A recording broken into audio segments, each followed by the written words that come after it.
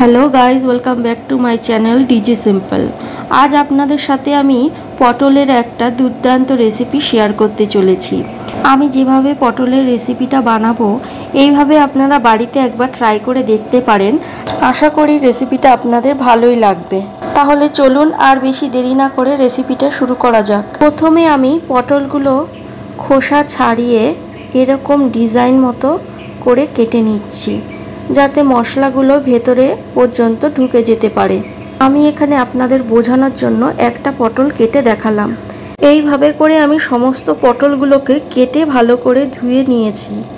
আমার এই পটলের রেসিপিটা বানানোর জন্য হালকা শাঁসযুক্ত ডাবের প্রয়োজন, তাই আমি এখানে হালকা শাঁসযুক্ত ডাব নিয়েছি।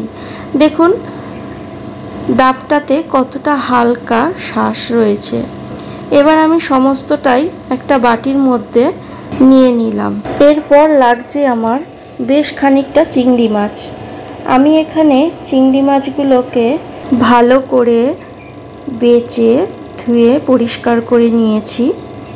এরপর আমি শিলনোড়াতে বেশ খানিকটা সাদা আর কালো সর্ষে নিয়ে নিচ্ছি।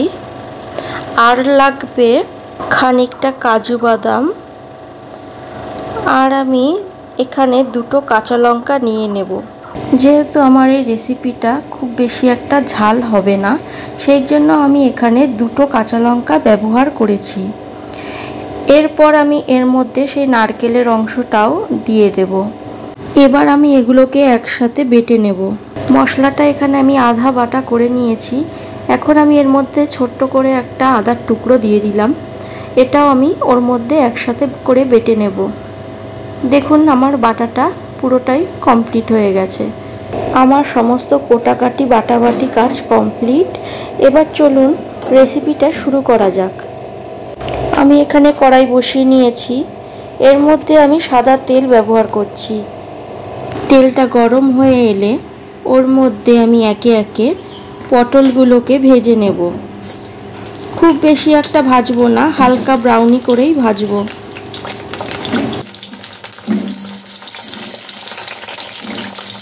পটলগুলো ভাজার সময় আমি হালকা হলুদ আর নুন দিয়ে নেব।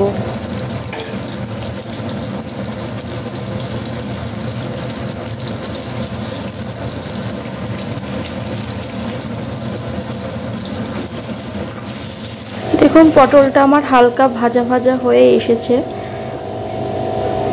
এবার আমি আর একটুখানি নাড়িয়ে চাড়িয়ে পটলগুলোকে এক এক করে নামিয়ে নেব।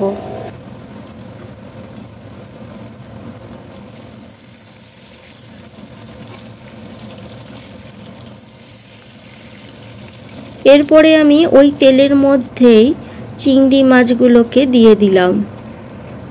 চিংড়ি মাছগুলোর মধ্যে এবার আমি পরিমাণ মতো হলুদ আর দেব সামান্য নুন। সামান্য নুন আর হলুদ দিয়ে এই মাছটাকে আমি ভালো করে নাড়িয়ে নিলাম। চিংড়ি মাছগুলোর মধ্যে একটা দারচিনি, দুটো এলাচ আর দুটো লবঙ্গ আমি এখানে দিয়ে ভালো করে নাড়িয়ে নিলাম। এবার যে আগের থেকে করে রেখেছিলাম যে পেস্টটা, এবার ওই চিংড়ি মাছগুলোর মধ্যে আমি দিয়ে ভালো করে নাড়িয়ে সামান্য জল দিয়ে নেব। জলটা এই কারণেই দিয়েছি যাতে মশলাটা কড়াইতে লেগে না যায়। আমি এখানে বড় কফি মাগের 1 কাপ মতো জল দিয়েছি। আপনারা এইভাবেই নাড়তে থাকবেন যাতে কড়াইতে মশলাটা লেগে না যায়। মোটামুটি নাড়া আমার হয়ে গেছে। এইবার আমি এর মধ্যে সামান্য হলুদ গুঁড়ো আর দেব আমি ফেটানো টক দই। আর এগুলো দেওয়ার সঙ্গে সঙ্গে আপনাদের নাড়াতে হবে অনবরত, না হলে নিচে লেগে যাওয়ার চান্স থাকে। আর দিলাম আমি 3-4টে কাঁচা লঙ্কা। আবারও একটু নাড়িয়ে এবার আমি 1 চামচ মতো জিরের গুঁড়ো আর দেব 1 চামচ রঙের জন্য লাল কাশ্মীরি লঙ্কার গুঁড়ো। আবারও আমি নাড়িয়ে নিচ্ছি। ঝোলটা হালকা ফোটা মাত্রই আমি এখানে পটলগুলো ঝোলের মধ্যে এক এক করে দিয়ে দেব।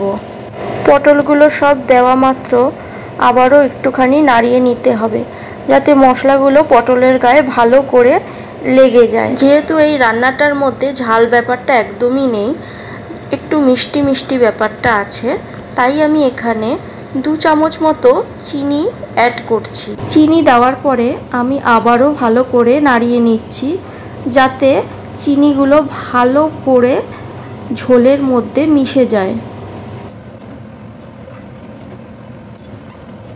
আমার রান্নাটা মোটামুটি হয়ে এসেছে। নামানোর আগে আমি এখানে গরম মশলা অ্যাড করব, আর আমি ধনেপাতা কুচি ছড়িয়ে নামিয়ে দেব। এইভাবে আপনারা বাড়িতে ট্রাই করতে পারেন পটল চিংড়ির মালাইকারি রেসিপিটা কেমন লাগলো আমাকে কমেন্টে অবশ্যই জানাবেন। আর হ্যাঁ, এরকম নতুন নতুন রান্নার রেসিপি যদি আপনাদের দেখতে ভালো লাগে, তাহলে আমার চ্যানেলটাকে সাবস্ক্রাইব করে আমার চ্যানেলের পাশে আপনারা থাকবেন।